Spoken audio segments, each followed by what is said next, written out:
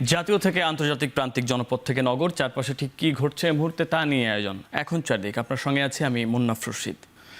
যুক্তরাষ্ট্রে বাংলাদেশি পণ্য রপ্তানিতে দেশটির উচ্চ শুল্ক আরোপ ইস্যুতে সন্ধ্যায় জরুরি বৈঠক ডেকেছেন প্রধান উপদেষ্টা ডক্টর মোহাম্মদ ইউনূস।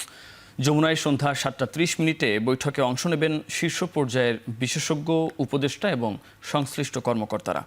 প্রধান উপদেষ্টার প্রেস সচিব ফেসবুকে এক পোস্টে জানান, 37% শুল্ক আরোপের বিষয়টি সরকার পর্যালোচনা করছে, এজন্য যুক্তরাষ্ট্রের সঙ্গে যোগাযোগও হচ্ছে।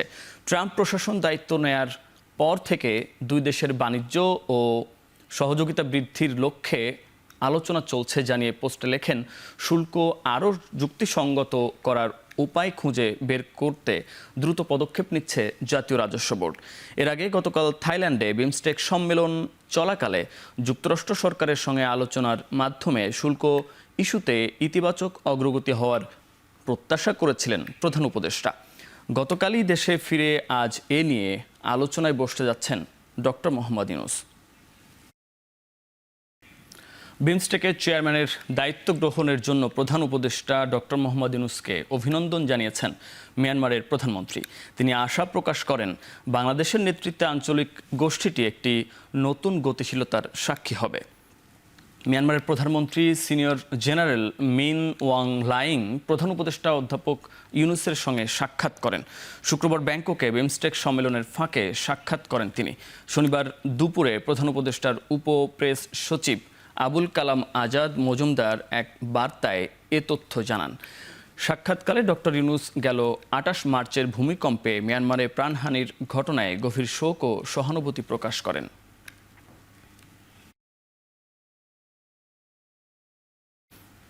এদিকে বাংলাদেশে আশ্রিত 8 লাখ রোহিঙ্গার তালিকা থেকে 1,80,000 রোহিঙ্গাকে ফেরত নেয়ার জন্য যোগ্য হিসেবে মিয়ানমার চিহ্নিত করায় রোহিঙ্গা ক্যাম্পে সৃষ্টি হয়েছে মিশ্র প্রতিক্রিয়া।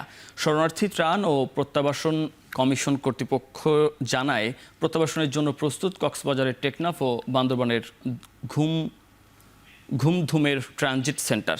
তালিকা হাতে আসলেই পরিবারগুলোকে শনাক্তের পর নির্দিষ্ট প্রক্রিয়ার মাধ্যমে প্রত্যাবাসন করা হবে।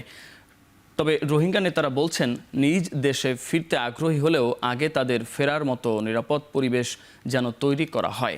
কারণ মিয়ানমারে রোহিঙ্গাদের সুরক্ষার কোনো নীতিমালা না থাকায় প্রত্যাবাসন ঘিরে রয়েছে নানামুখী জটিলতা।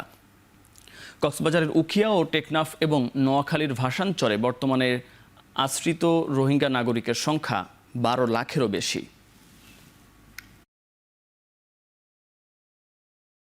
আচ্ছা 8 বছর বাদ আর লই যাবে হদি আমার আর তো খুশি যা আয় রাতে গুন জানে ভাই আয়ন আশা করি বেগুন যাবো বলে আর ইয়াম বেতলে দাস আর আসে করি হাত করি আর হাম মাখা দাইম বই কে আর দেশ আর কান এত আর দাইম বই ইয়ান 8 বছর মে আল্লাহ 80,000 মানুষ নিজাত দইলে তো তো আল্লাহ 80,000 হইলে আল্লাহ 80,000 নিজাত দেখি না আর বেশি শুকরিয়া করি কেল্লা আর দেশান আর দেখিওম দেয়ান আল্লাহ বলি। ব্যাংককে নরেন্দ্র মোদীর সঙ্গে বৈঠকে শেখ হাসিনার প্রত্যার্পণ বিষয়ে ডক্টর ইউনূসের উত্থাপনের সময় ভারতের প্রতিক্রিয়া নেতিবাচক ছিল না। ফেসবুকে এ মন্তব্য করেছেন প্রধান উপদেষ্টার প্রেস সচিব শফিকুল আলম। শনিবার প্রেস সচিব এক স্ট্যাটাসে লেখেন, দ্বিপাক্ষিক বৈঠকে নরেন্দ্র মোদী অধ্যাপক ইউনূসের প্রতি অত্যন্ত শ্রদ্ধাশীল ছিলেন। তিনি তার কাজের প্রশংসা করেন। বৈঠকে তিনি যা বলেছিলেন তার মধ্যে একটি ছিল, শেখ হাসিনার সাথে ভারতের সুসম্পর্ক থাকাকালীন ডক্টর ইউনূসের প্রতি তার অসম্মানজনক আচরণ দেখেছেন, কিন্তু ভারত ডক্টর ইউনূসকে সম্মান জানায় বলে মোদি মন্তব্য করেন। ভারতের সম্পর্ক বাংলাদেশের জনগণের সাথে কোনো একক দল বা ব্যক্তির সাথে নয়। দ্বিপাক্ষিক বৈঠকের সময় নরেন্দ্র মোদী বেশ কয়েকবার এমন মন্তব্যও করেছেন বলে জানিয়েছেন প্রেস সচিব।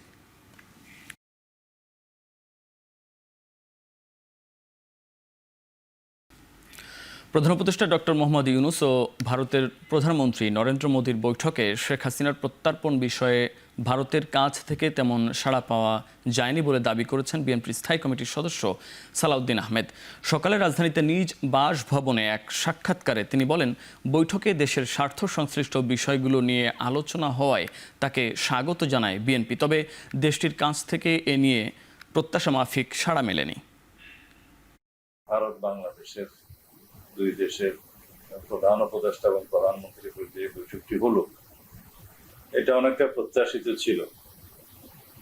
এখানে বাংলাদেশের পক্ষ থেকে বাংলাদেশের স্বার্থকে সমুন্নত রেখে যে বিষয়গুলো উত্থাপন করা হয়েছে সেটাকে আমরা সাধুবাদ জানাই। যেমন শেখ হাসিনাকে প্রত্যাবর্তনের জন্য ফেরত দেওয়ার জন্য যে বিষয়, তিস্তা পানি চুক্তি এবং সীমান্ত হত্যার বিষয়টি, এটা বাংলাদেশের প্রত্যেক মানুষের হৃদয়ের কাছাকাছি অবস্থান করে এই সুযোগ। এদিকে বাংলাদেশ ও ভারতের সরকার প্রধানের বৈঠককে স্বাগত জানিয়েছে জামায়াতে ইসলামীও। আজ এক সাক্ষাৎকারে জামায়াতের কেন্দ্রীয় প্রচার ও মিডিয়া বিভাগের সেক্রেটারি অ্যাডভোকেট মতিউর রহমান আকন বলেন, থাইল্যান্ডে ইউনূস মোদি বৈঠকে দেশের জনগণের কথা উঠে এসেছে। ভারত যে বিশেষ কোনো দলের নয়, বরং বাংলাদেশের জনগণের পক্ষে ইতিবাচক পদক্ষেপের মাধ্যমে তা প্রমাণ করতে দেশটিকে আহ্বান জানান তিনি। 40 মিনিটের এই সাক্ষাৎকারে বাংলাদেশের বর্তমান অন্তর্বর্তীকালীন সরকারের প্রধান উপদেষ্টা ডক্টর মোহাম্মদ ইউনূস বিষয়গুলো নরেন্দ্র মোদীর কাছে ডাইরেক্ট তুলে ধরতে সক্ষম হয়েছেন। পানি বন্টনের ব্যাপারে তিনি কথা বলেছেন, এরপরে তিস্তার বিষয়ে কথা বলেছেন, তিনি সীমান্ত হত্যার ব্যাপারে কথা বলেছেন এবং সর্বশেষে শেখ হাসিনার ভূমিকা সম্পর্কে কথা বলেছেন। এই আলোচনার মাধ্যমে বাংলাদেশের মানুষের যে সেন্টিমেন্ট বা মনোভাব, সেটাই সেখানে দৃশ্যমান হয়েছে, ফুটে উঠেছে। আমরা মনে করি যে এর মাধ্যমে এই আলোচনা বাংলাদেশের জনগণের মধ্যে একটি আশার এবং স্বস্তির পরিবেশ তৈরি করেছে। ঈদের লম্বা ছুটি শেষে কাল থেকে খুলছে অফিস, আদালত, ব্যবসা প্রতিষ্ঠান।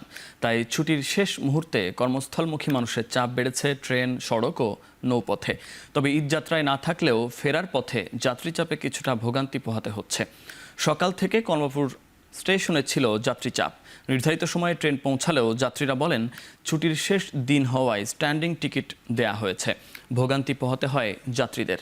এদিকে সড়কেও মানুষের চাপ বাড়ায় চট্টগ্রাম মহাসড়কের ঢাকার প্রবেশ মুখে দেখা যায় যানজট। নৌপথেও যাত্রীর চাপ রয়েছে।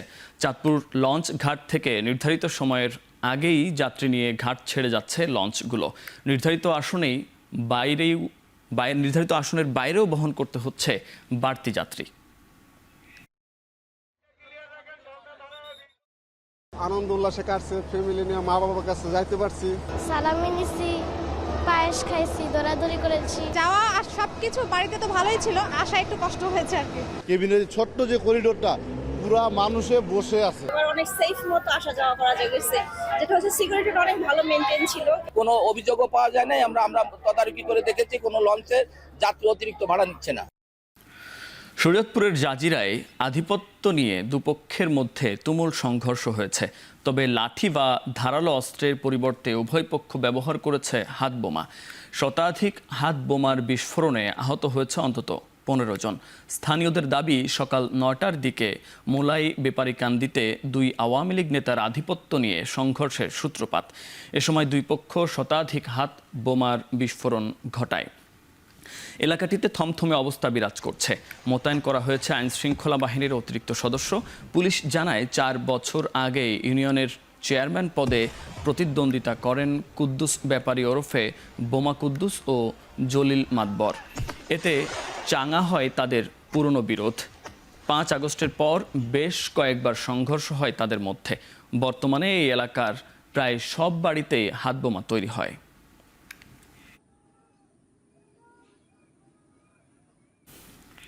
ঈদ উল ফিতরের টানা 8 দিনের ছুটি শেষে যশোরের বেনাপোল ও ব্রাহ্মণবাড়িয়ার আখাউড়া স্থলবন্দরে শুরু হয়েছে আমদানি রপ্তানি কার্যক্রম। একইভাবে স্বাভাবিক হয়েছে ইমিগ্রেশন চেকপোস্ট দিয়ে দুদেশে পাসপোর্টধারী যাত্রী পারাপার। সকাল থেকে ব্রাহ্মণবাড়িয়ার আখাউড়া স্থলবন্দরে শুরু হয় আমদানি রপ্তানি কার্যক্রম। ছুটি কাটিয়ে বন্দরের শ্রমিকরাও কাজে ফেরেন। একইভাবে ইমিগ্রেশন চেকপোস্টও স্বাভাবিক রয়েছে। অন্য সময়ের মতোই পারাপার করতে পারছেন দুই দেশের পাসপোর্টধারী যাত্রীরা। অন্যদিকে ঈদের ছুটি শেষে কর্মচাঞ্চল্য ফিরেছে যশোরের বেনাপোল স্থলবন্দরে। দুপুরের দিকে শুরু হয় আমদানি রপ্তানি কার্যক্রম। ব্যস্ততা বেড়েছে পরিবহন ও বন্দর শ্রমিকদের।